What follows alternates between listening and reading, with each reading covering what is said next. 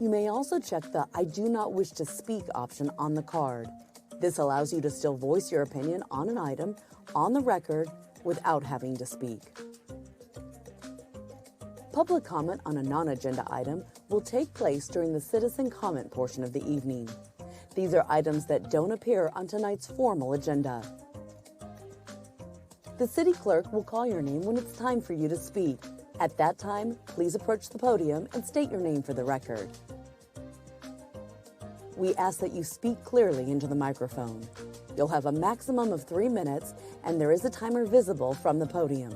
When the light changes from green to yellow, your time is coming to an end. When the light turns red, your time is up. Note that you may also choose not to speak if other speakers before you have said what you wanted to say. Shouting, cheering, and loud noises will not be tolerated, and violators may be removed for disrupting the meeting. Goodyear City Council meetings stream live on and online at goodyearaz.gov. Thank you for your participation in tonight's meeting. I'd like to call to order the regular meeting agenda. Please join Councilmember Hampton in a pledge of allegiance and invocation.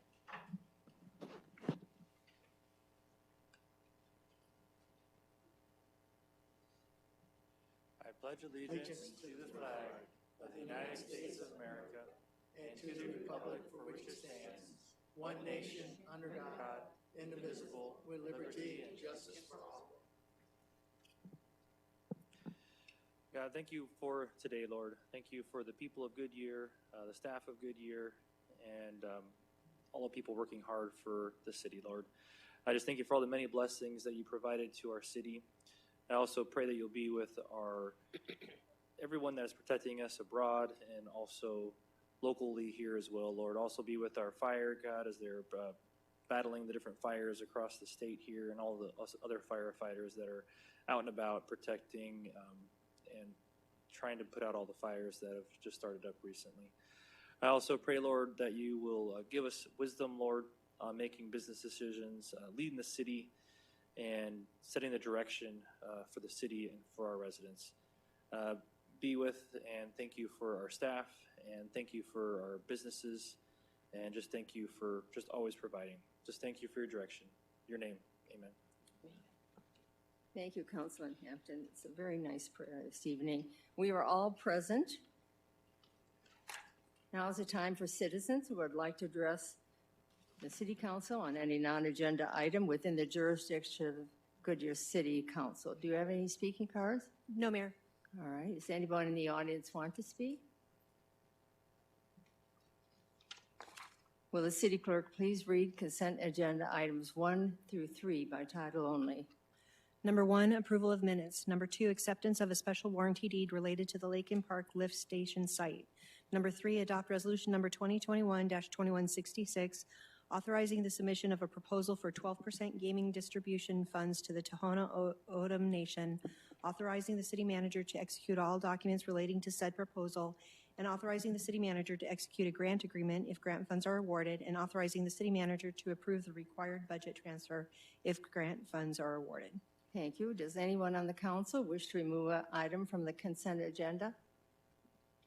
Can I have a motion, a second, to approve items 1 through 3? Do I hear that motion? So moved. Second. I heard a motion from Councilman Hampton and second from Councilman Stipp.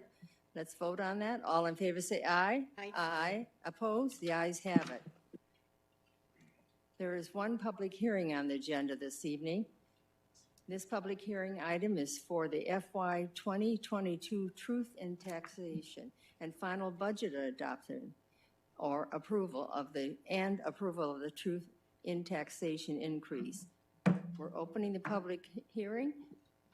Please introduce yourself. Good morning, Mayor. I'm Doug Sandstrom, the Finance Director. As you stated, we are here this evening to conduct a public hearing on the fiscal year 22 final budget, as well as our required Truth in Taxation hearing. I'll start with a budget overview of the fiscal year 2022 budget. There have been no changes from the tentative budget that was adopted on 5/24, so a lot of what you're going to see is exactly what you've seen before. We have four main sources of funds, with our fund balance making up 50% of it, operating revenue 44%. I will go to the next slide and talk a little bit about that operating revenue. Operating revenue is basically the annual income for the city. That's what actually comes in over the course of the next 12 months. The two major areas are sales tax and enterprise funds are the two biggest areas.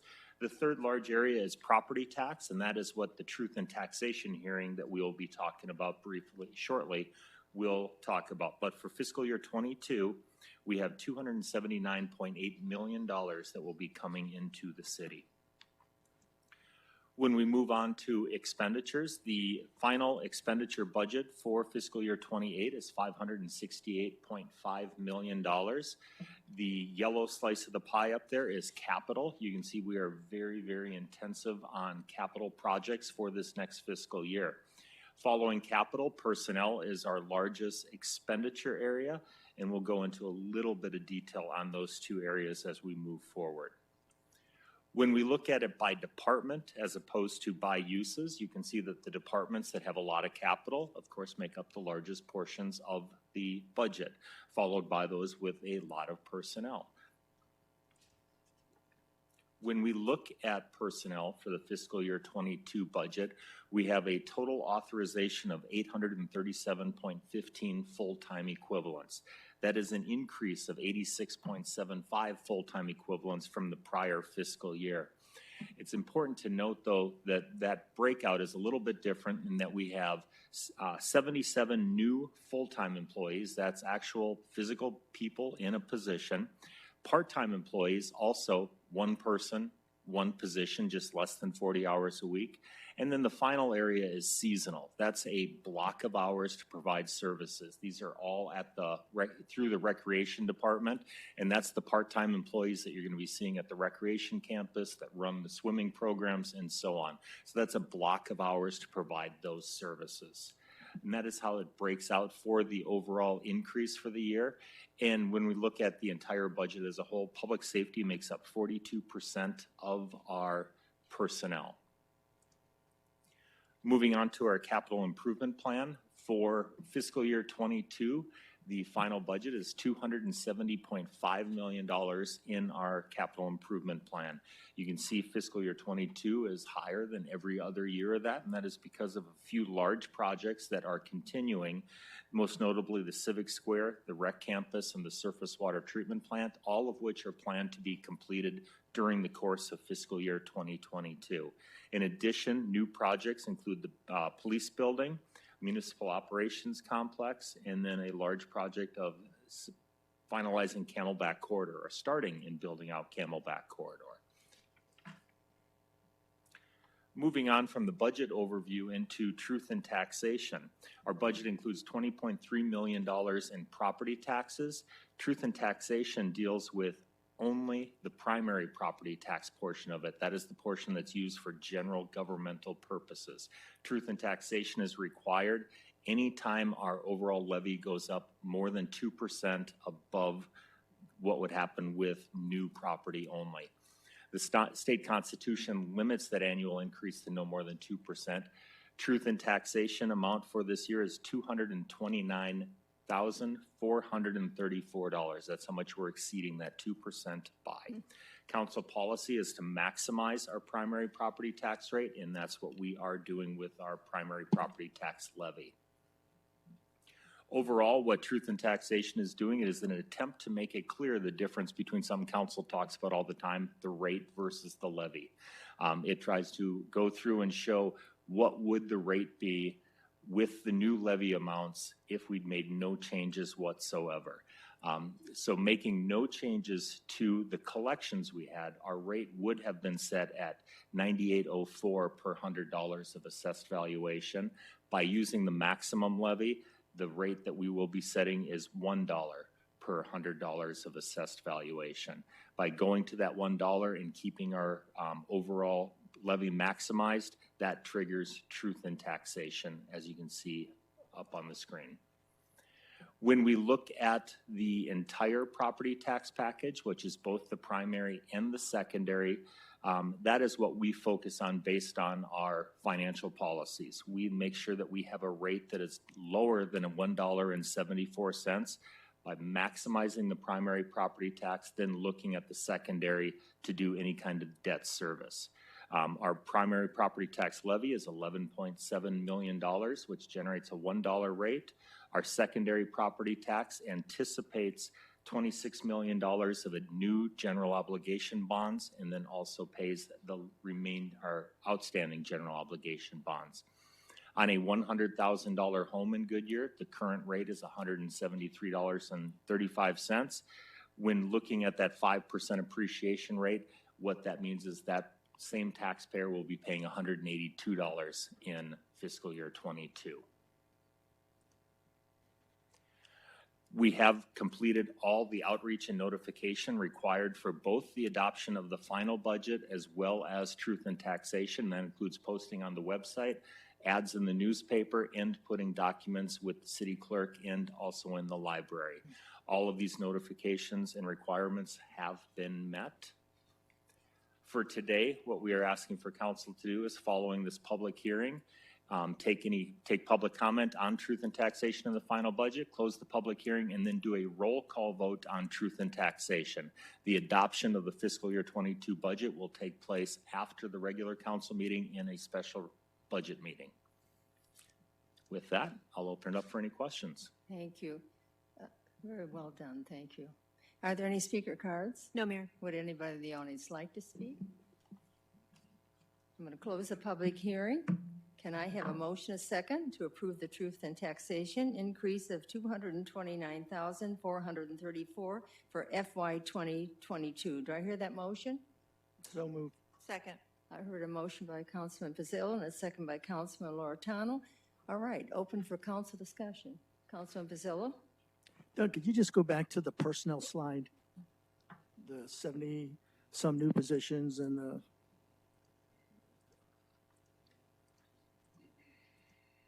I just want to highlight something for those that are watching.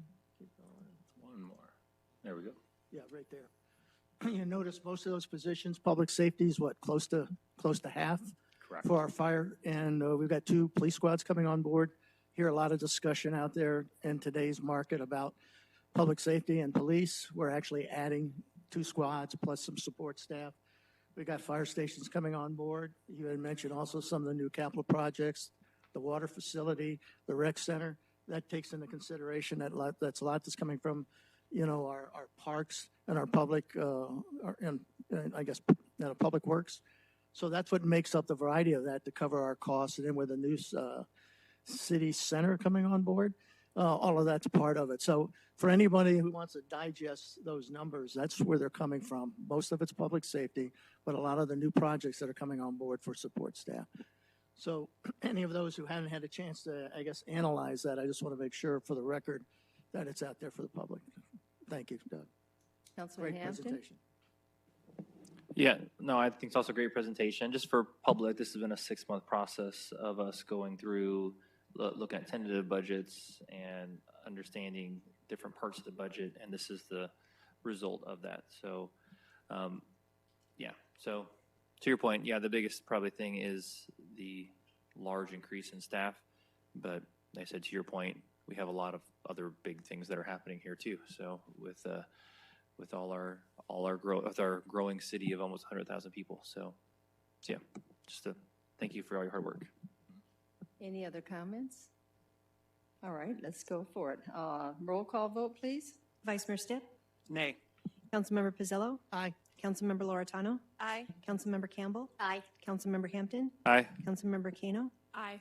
Mayor Lord? Aye. The motion carries. All right, thank you. I'd like to remind council to wait for motion a second before discussion on the business agenda.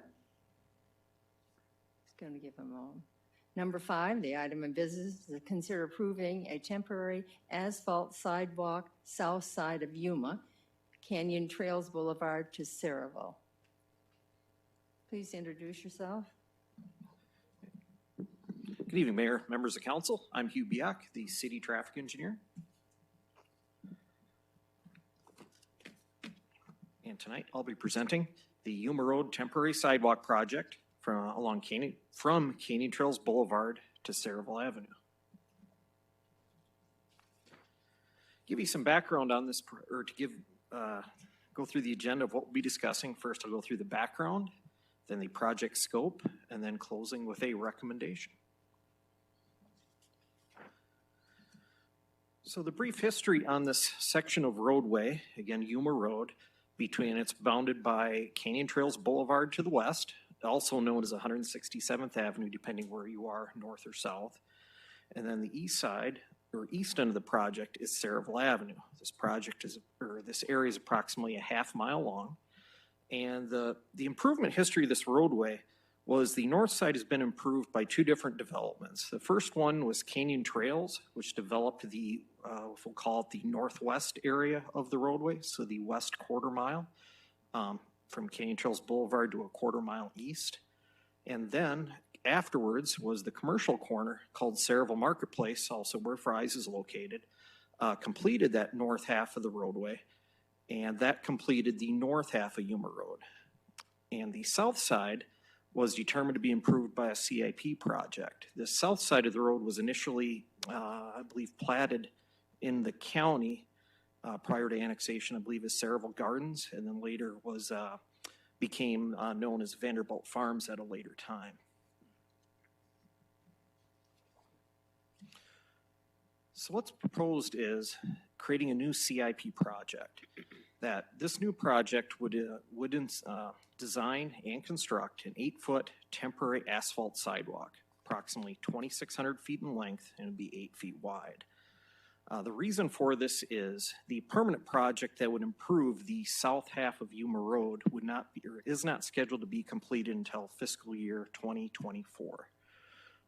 Due to this gap, that's nearly 3 years away. So this project would provide a sidewalk in this area during the, if you want to call it the interim or temporary portion, until the Yuma Road project can be completed.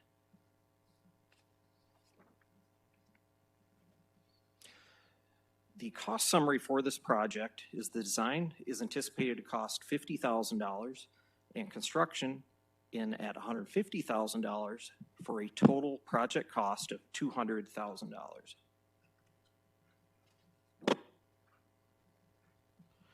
The recommendation is to approve the creation of a CIP project and related budget transfers in the amount of $200,000 to design and construct a temporary asphalt sidewalk along Yuma Road from Canyon Trails Boulevard to Saraville Avenue. And with that, I'd be happy to answer any questions you may have. Thank you very much. Any speaker cards? No, Mayor. All right. Would anybody in the audience like to speak?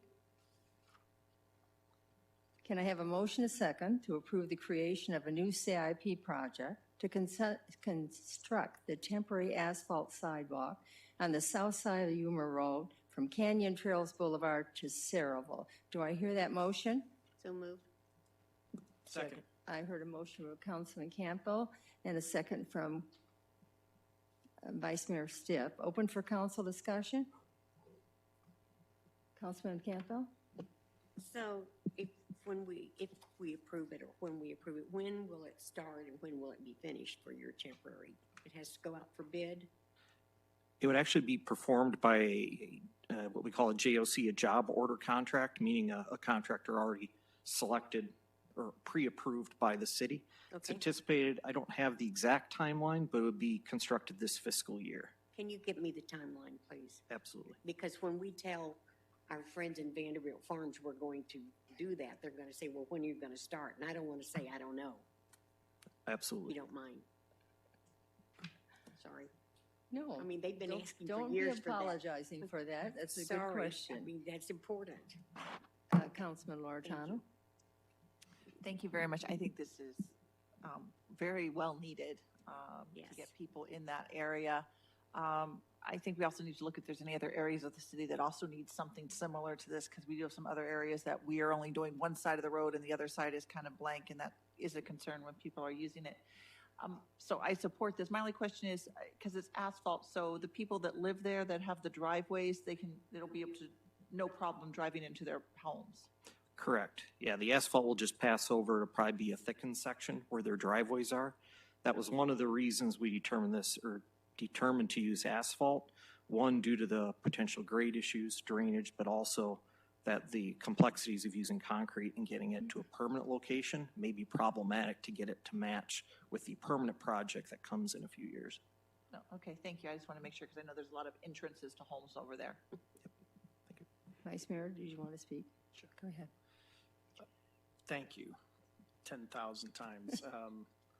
We had been talking with the folks down in Vanderbilt Farms since I got on in 2011 about doing this. I absolutely agree with Sherry that I know the east side of Vanderbilt Farms that abuts Saraville is also looking for sidewalks to get from their road to Yuma to be able to make that walk. And there's nothing there. So we're in the same area. And I would only assume that we've got other places. So I think we need to be really aggressive about where we are for those kinds of projects. But, and I would also ask that we reach out specifically to the Vanderbilt Farms HOA and let them know we are doing this project so that they don't just show up one day. Because I think they really will appreciate the fact that this is getting done. And so thank you for making this happen. Councilman Hamden?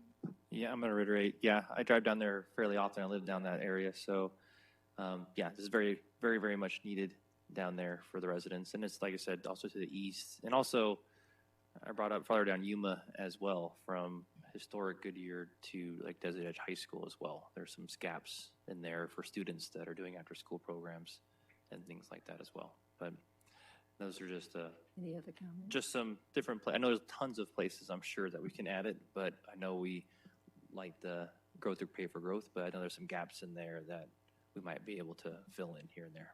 So thank you very much for bringing this forward. Well, this is a start. And I'm hoping all the emails that are sent to us and complaints we've gotten, and it's been very hard for them to understand the delay.